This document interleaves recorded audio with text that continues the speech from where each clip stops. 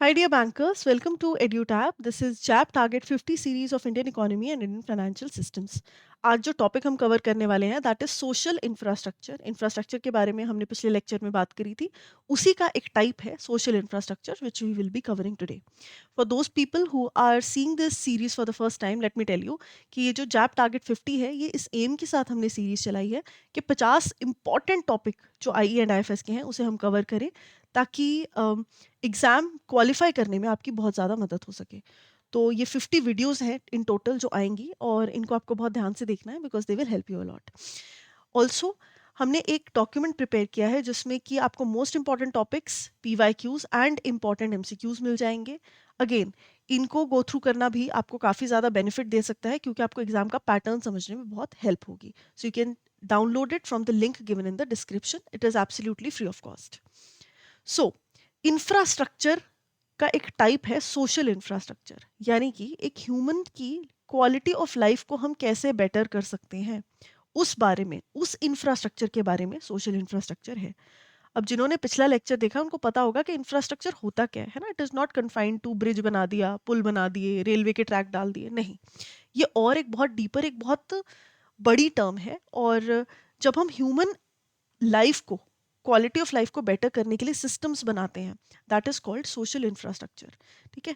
तो इसमें essential services सारी आ जाती हैं. ह्यूमन लाइफ को डेवलप करने के लिए जो सर्विसेज हैं वो आ जाती हैं.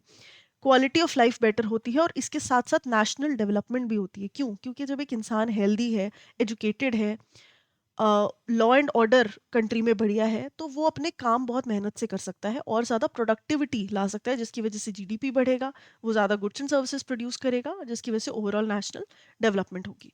तो education, health, law and order, financial systems and governance, ये सब पार्ट है सोशल इंफ्रास्ट्रक्चर के. सबसे इंपॉर्टेंट जो आ जाता है यहाँ पर that is health, education and family planning.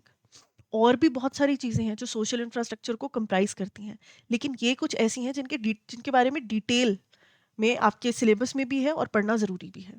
So health infrastructure जो है, इट इज़ अबाउट कि हॉस्पिटल्स और ज़्यादा खोलो, इंश्योरेंस, हेल्थ इंश्योरेंस और ज़्यादा हो ताकि लोग जो हॉस्पिटल्स का खर्चा है वो देने योग्य बने. टेलीमेडिसिन है ना, टेलीफोन पे आपको मेडिसिन, कोई डॉक्टर चाहिए तो वो वहाँ से रेफर कर सके आपको. मेडिकल इक्विपमेंट हर तरीके की हो, है ना, एडवांस्ड हमारे पास मेडिकल टेक्नोलॉजी हो to deal with any kind of situation. और ये हमें ज़रूरत जो है वो पड़ी कोविड-19 के बाद, व्हेन वी रियलाइज्ड कि हमारा जो हेल्थ केयर सिस्टम है, इंफ्रास्ट्रक्चर है, that is not up to the mark because many people lost their lives due to the fact that there was no, मतलब जो इंफ्रास्ट्रक्चर, हेल्थ इंफ्रास्ट्रक्चर है वो up to the mark नहीं था, है ना. तो ट्रीटमेंट्स नहीं मिल पाई लोगों को टाइम पे, बेड्स नहीं थे हॉस्पिटल्स में, एंड पैंडमिक लाइक सिचुएशन में बहुत एक रियलिटी सामने आई कि हमें कितना ज़्यादा इंप्रूव करने की ज़रूरत है. सो 4.7 lakh crore were spent in 2021-22 on the health infrastructure and 2.1 of GDP and 6.6 of total expenditure ये comprise किया. गोल है नेशनल हेल्थ पॉलिसी जो है, मतलब उसमें गोल था कि increase to 2.5% of GDP by 2025. ठीक है. तो जो नेशनल हेल्थ पॉलिसी आई थी 2017 में, उसका मोटिव था कि GDP को 2.5% से बढ़ा देना है हेल्थ केयर सर्विसेज बेच बेच के. न्यू स्कीम्स जो है, Ayushman Bharat health infrastructure mission, इसमें 64,180 करोड़ गवर्नमेंट ने स्पेंड किए हेल्थ फैसिलिटीज को बेटर बनाने में ओवर द कंट्री.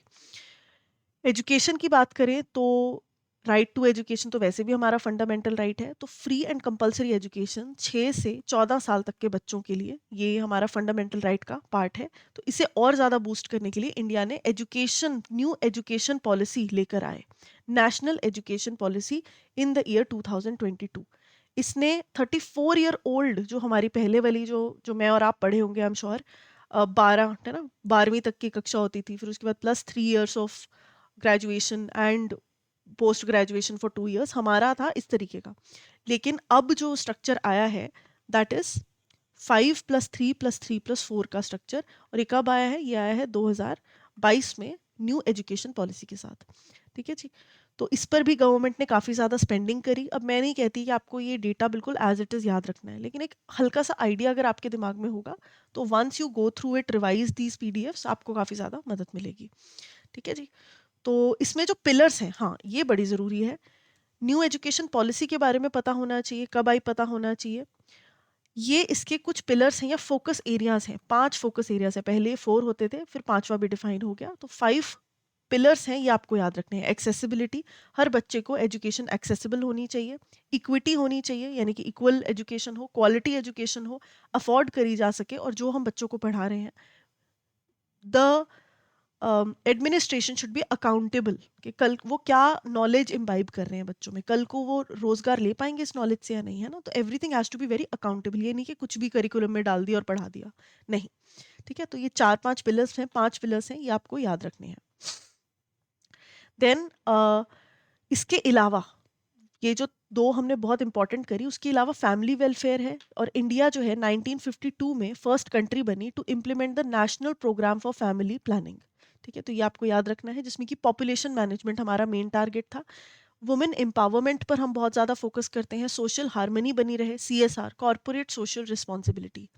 ये फ्यूचर में कुछ चैप्टर्स आएंगे जिसमें हम कवर करेंगे, वेरी इंपॉर्टेंट है ये भी, लेकिन ये आज के उसमें कवर नहीं होगा, ये आपके प्रोबेबली 10th चैप्टर का पार्ट है, क्लाइमेट चेंज का पार्ट है। And environment, social and governance. ठीक है, ESG का कॉन्सेप्ट ये भी बहुत जरूरी है, जिसको आज हम कवर करेंगे। Then removal of vices like untouchability, जो पुरानी सोच आ रही थी, है ना, अनटचेबिलिटी वाली, जेंडर के बेसिस पर, कास्ट के बेसिस पर डिफरेंशिएट करने वाली, वो सब खत्म कर देना है, इक्वालिटी के साथ जीना है। सो फैमिली वेलफेयर में दीज आर द स्कीम्स जो कि इंक्लूड हुई हैं, या ये वो एरियाज हैं जो कि फैमिली वेलफेयर में इंक्लूड किए गए हैं, ताकि फैमिली प्लानिंग और औरतों की हेल्थ, और जो इन्फेंट्स हैं, बच्चों की हेल्थ, वो बेहतर करी जा सके। ठीक है, तो ये कुछ प्रोग्राम्स हैं जिनके बारे में आप पढ़ सकते हो। एक आइडिया, एक rough idea will be enough, बहुत ज़्यादा इन डेप्थ में हमें इसमें जाने की ज़रूरत नहीं है। इंपॉर्टेंस ऑफ सोशल इंफ्रास्ट्रक्चर, क्यों इंपॉर्टेंट है ये देखो, इसलिए इंपॉर्टेंट है, वैसे हम पढ़ चुके हैं, वैसे इसलिए इंपॉर्टेंट है ये, क्योंकि जितना एक इंसान हेल्दी फील करेगा, जितना वो एजुकेटेड होगा, वो कंट्री को बढ़ाने की उतनी ही क्षमता रखेगा। वो इनपुट जो है अपना इकोनॉमिक ग्रोथ में देगा, by being a part of production of either good और अ सर्विस, है ना। तो हम हेल्दी हैं, हम एजुकेटेड हैं, तभी हम उठ के काम पे जा सकते हैं ना, और हमारा माइंडसेट अच्छा है, तभी हम प्रोडक्टिविटी की तरफ, एक बेहतर सिटीजन बनने की तरफ चल सकते हैं। सो इसीलिए सब कुछ बहुत ज़्यादा ज़रूरी है। Then we have a concept of ESG, environment, social and governance. Very very important. Environment का मतलब अपने नेचर की, क्लाइमेट की ख्याल रखो, फैक्ट्रीज इतनी मत लगाओ कि पोल्यूशन इतना ज़्यादा हो जाए कि सांस ही ना आए, एयर क्वालिटी ख़राब हो जाए, पेड़ लगाओ, इन्वायरमेंट को बचाओ। सोशल, यानी कि ह्यूमन राइट्स को वायलेट मत करो, एम्प्लॉय की ट्रीटमेंट जो है वो बेहतर होनी चाहिए, इक्वल राइट्स होने चाहिए, प्रमोशन के चांसेस इक्वल होने चाहिए, है ना, and should not be based on any gender और anything else, it should be based only on merit.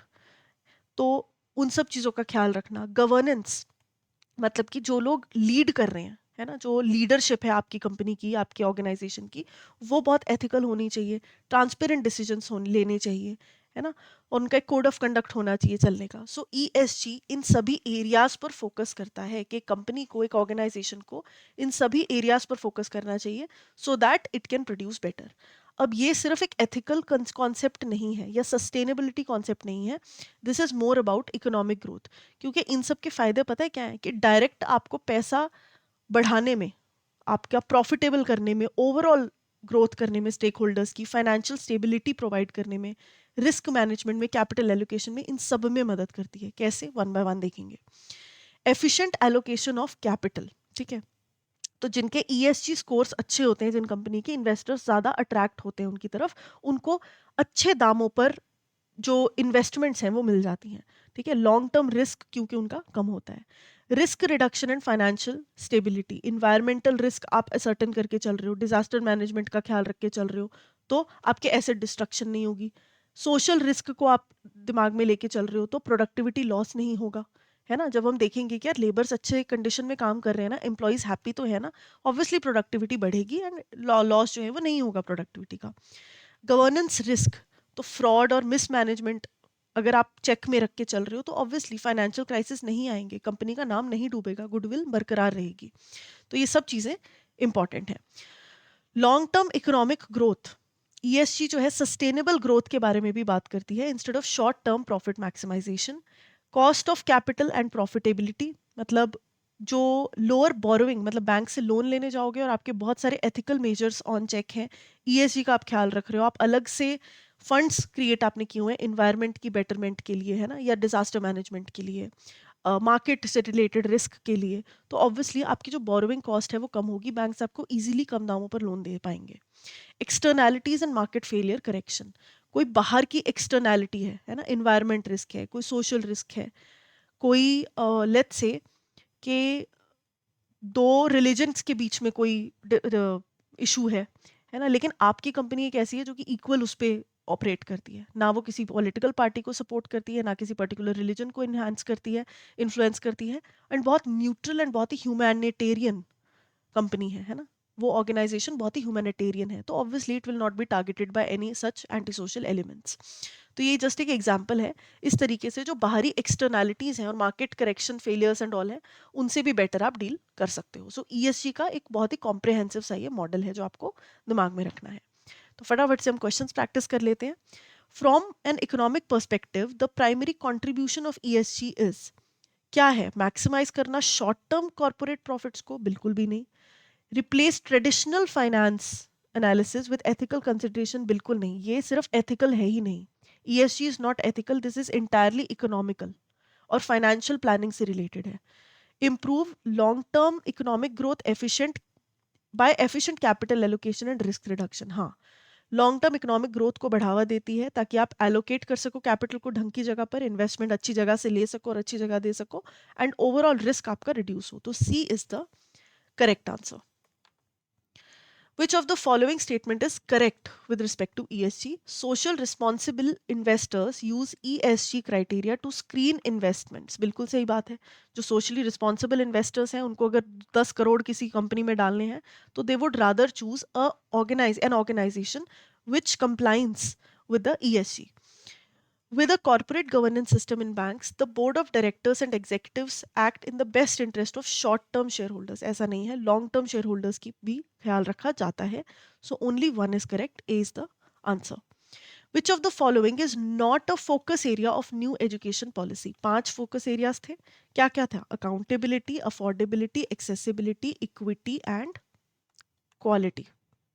तो क्या नहीं है? Approachability is not a criteria. B would be the correct answer. तो इसके साथ ही हमने बढ़िया तरीके से ये कॉन्सेप्ट समझ लिया है। अब मैं आपको थोड़ा सा एक ब्रीफ कर दूं कि अगर आपको जैब के लिए कोई कोर्स आप देख रहे हो तो आप edutap.in पे जाकर जैब के कोर्सेज में स्क्रॉल डाउन करके you can come across all these courses. Master course मिल जाएगा जिसमें कॉन्सेप्ट क्लासेस मिल जाएंगी जो कि रिकॉर्डेड सेशंस हैं 10 से 20 मिनट के, अपनी कन्वीनियंस पे देख सकते हो। एग्जाम से पहले लाइव क्लास मिल जाएगी, रिविजन के लिए कॉन्सेप्ट नोट्स मिल जाएंगे और ये सब कुछ मिल जाएगा प्रैक्टिस के लिए। ब्रोशर डाउनलोड करके आप इसकी डिटेल्स देख सकते हो और जैब 78 कूपन का इस्तेमाल कर कर आप डिस्काउंट अवेल कर सकते हो। नाउ अगर आपको एक डेमो सेशन देखना है, आपको डेमो लेकर देखना है कि मास्टर कोर्स कैसा रहेगा हमारे लिए, तो 2 दिन की डेमो क्लास में आप एनरोल कर सकते हो विद ओनली ₹1। इसके अलावा प्रैक्टिस करनी है तो टेस्ट सीरीज है, और अगर लाइव क्लासेस के थ्रू सब कुछ कवर करना है तो लाइव क्रैश कोर्स बैच 2 है। रिसेंटली इसकी क्लासेस स्टार्ट हुई हैं, so you can definitely enrol in it and it will help you lot, right? So that is all for today's session, guys. I will see you in the next one. Thank you.